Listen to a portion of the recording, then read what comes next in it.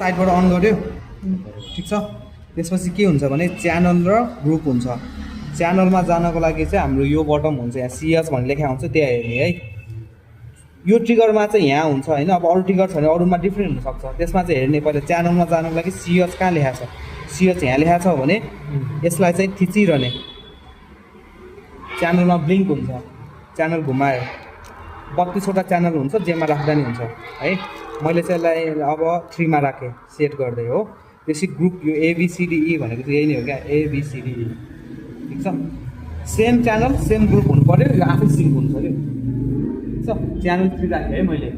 अब म जस्तै बीलाई चाहिँ अफ गर्नु छ भने चाहिँ म यो बी भयो, बीलाई थिच्छु, यो मोड यो भनेको अफ भयो ठिक छ। अब म केमा राख्ने, जस्तै ईमा राख्छु भने मैले ईलाई क्लिक गरेँ, यसलाई चाहिँ मोडमा थिच्ने, यो चाहिँ एममा जानु पऱ्यो। एममा गयो, सेट गरिदिएँ, सक्यो यस्तो काम। च्यानल ग्रुप सक्यो है। अब फ्ल्यासमा जाने, फ्ल्यास अन गऱ्यो, यो चाहिँ ओरेन्ज बल्ब छ क्या यसमा, यो फ्ल्यासमा चाहिँ है। यो मेनु ओरेन्ज नबलेसम्म क्लिक गरिरहने, ओरेन्ज बल्यो तर यसमा चेन्ज हुँदैन है। यो चाहिँ अटो मात्रै, इटिटिएल भने अटो। फेरि एकचोटि थिच्ने, फेरि आयो ओरेन्ज। अब यो इटिटिएल भनेको अटो भयो, यसलाई एममा लाने के। त्यसपछि यो मेनु अनि यो मोड, यो मोडलाई थिचेँ मैले, एममा गयो। च्यानल कति छ यो, च्यानल 8 अनि एमा छ है। हामीले यसमा कति राखेको, च्यानल 3 ईमा छ नि। अब यो च्यानल चेन्ज गर्नको लागि चाहिँ यहाँ सिएफ भन्ने आएको छ, यो च्यानल भयो।